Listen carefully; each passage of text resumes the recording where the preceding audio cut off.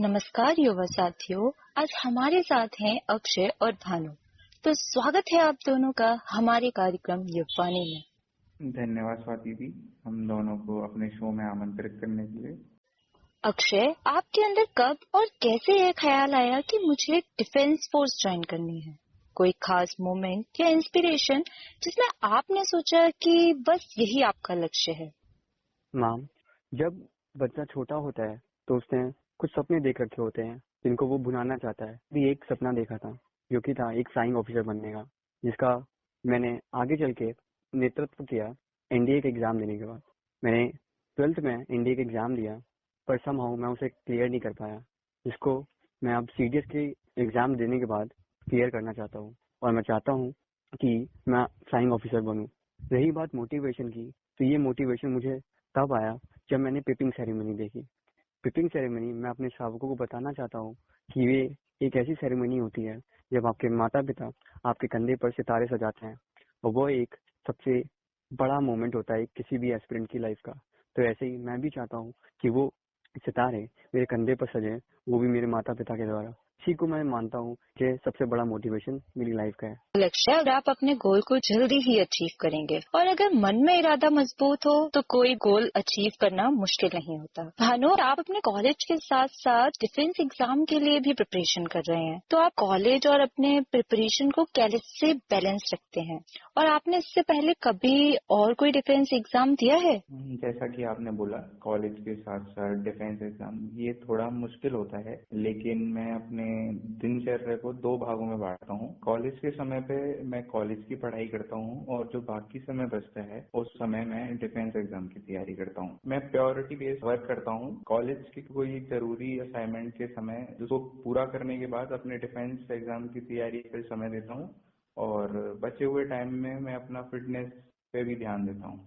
और जैसा कि आपने बोला कि मैंने कोई दूसरा एग्जाम दिया है, मैंने एक एनडीए का एग्जाम दिया था जिसमें मैं असफल रहा था, और अब मैं सीडीएस एग्जाम के लिए तैयारी कर रहा हूँ। आपकी डेडिकेशन देखकर लगता है ग्रेजुएशन और डिफेंस की प्रिपरेशन एक साथ करना पॉसिबल है। बस प्लानिंग और कंसिस्टेंसी की थोड़ी बहुत जरूरत होती है। अक्षय, डिफेंस एस्पिरेंट के रूप में आप अपने डेली रूटीन में किस तरह का डिसिप्लिन मेंटेन करते हैं? आप अपने स्ट्रेस को कैसे हैंडल करते हैं जब चीजें कॉम्प्लिकेटेड और डिफिकल्ट होने लगती हैं? मैम, डिफेंस एस्पिरेंट के रूप में मैं अपना डेली रूटीन कुछ इस प्रकार फॉलो करता हूँ। मैं सुबह 3 बजे उठता हूँ, मैं अपना रिवीजन करता हूँ। रिवीजन करने के बाद मैं थोड़ा बहुत वर्कआउट करता हूँ, और उसके बाद मैं लाइब्रेरी के लिए निकल जाता हूँ। मैं सुबह लाइब्रेरी जाने के बाद मैं शाम पे वापस आता हूँ, और फिर से मैं रिवीजन करता हूँ, और भगवान को प्रणाम करके फिर मैं सो जाता हूँ। इस तरह मैं अपना पूरे दिन का डेली रूटीन फॉलो करता हूँ। रही बात स्ट्रेस की, तो स्ट्रेस मैम चाहे छोटे से छोटा व्यक्ति हो या बड़ा व्यक्ति हो, किसी को बोर्ड्स का स्ट्रेस है, तो किसी को अपनी प्रिपरेशन को लेकर स्ट्रेस है। मैम, स्ट्रेस को हटाया नहीं जा सकता, किंतु उसको फाइट बैक किया जा सकता है। और ये स्ट्रेस आपको तभी रिलीफ मिलेगा जब आप अपनी सक्सेस को पा लेंगे, और जैसे ही आप अपने सक्सेस को पाएंगे तो आपको वो स्ट्रेस कुछ नहीं दिखाई देता है। जैसे कि भानु, आपने बताया कि आपने अपनी पहली कोशिश में सफलता नहीं पाई, लेकिन अब आप सीडीएस की तैयारी कर रहे हैं। आपके लिए कितना चैलेंजिंग है? और साथ ही हमारे युवा साथियों को बताइए कि आपने अपने फेलियर से क्या सीखा?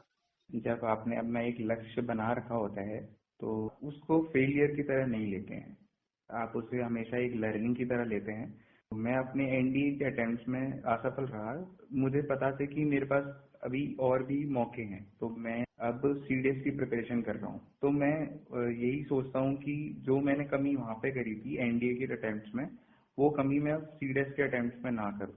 मैं अपनी कमियों पे काम करूँ और उससे अच्छा करने की कोशिश करूँ। तो यही मेरा हमेशा से फेलियर को डील करने का रहा है। और मैं सबको यही बताना चाहूंगा कि नेवर गिव अप वाला आपके अंदर मोटिवेशन होना चाहिए जब आपने अपना ड्रीम सोच रखा है, आपने अपना लक्ष्य बना रखा है। तो जी Bhanu, failure is a simply opportunity to begin again. जैसे कि आपने कहा कि हमें फेलियर से सीखना चाहिए, ना कि उसको ऐसे लेना चाहिए कि हम आगे कुछ नहीं कर सकते। अक्षय और भानु, हमारे जो युवा साथी हैं जो आपकी तरह ही डिफेंस की तैयारी कर रहे हैं, आप उन्हें क्या संदेश देना चाहेंगे?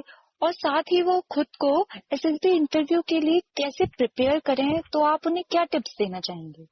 मैम मैं चाहता हूँ कोई भी डिफेंस एस्पिरेंट अगर होगा तो वो डिसिप्लिन जरूर फॉलो करता हूँ, और डिसिप्लिन एक बहुत बड़ी कड़ी होती है किसी भी डिफेंस एस्पिरेंट की लाइफ में। और अगर वो डिसिप्लिन है तो वो किसी भी चीज को निपुणता के साथ वो अपनी जिंदगी में अचीव कर सकता है। रही बात एसएसबी इंटरव्यू की, तो हम एसएसबी, जिसको हम सर्विस सिलेक्शन बोर्ड बोलते हैं, यह एक 5 दिन का प्रोसेस है जिसमें एस्पिरेंट को स्क्रीनिंग, कॉन्फ्रेंस और इंटरव्यू से होकर गुजरना पड़ता है।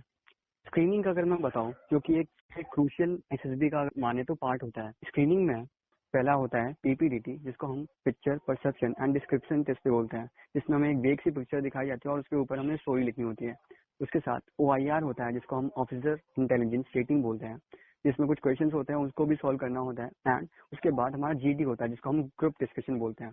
तो इन सब चीजों से मिलकर ही हमारा स्क्रीनिंग होता है, जिसमें ज्यादा से ज्यादा जो एस्पिरेंट्स होते हैं वो बाहर हो जाते हैं। इसीलिए जो भी एस्पिरेंट अगर एसएसबी की तैयारी कर रहे हैं तो उसको अपने दिमाग में ये चीज ध्यान रखनी चाहिए कि अगर हमें स्क्रीनिंग टेस्ट बहुत अच्छे से देना चाहिए। जैसा कि अक्षय ने बोला, डिसिप्लिन के साथ साथ आपके अंदर कंसिस्टेंसी भी होनी चाहिए। ये एक लंबा प्रोसेस हो सकता है कि डिफेंस एस्पिरेंट के लिए आपके लक्ष्य को पाने के लिए आपको बहुत सारी चीजें फेस करनी पड़ेंगी। तो कंसिस्टेंसी होनी चाहिए आपके अंदर अपने काम को लेके, आपके लक्ष्य को लेके। तो मैं अपने दर्शकों को यही बताना चाहूंगा कि आपकी कंसिस्टेंसी बनी रहनी चाहिए आपके लक्ष्य के प्रति, तो आप अपने लक्ष्य को प्राप्त कर सकते हैं। आप दोनों की टीम स्पिरिट और डिटर्मिनेशन देखकर लगता है कि देश को 2 और बेहतरीन ऑफिसर मिलने वाले हैं।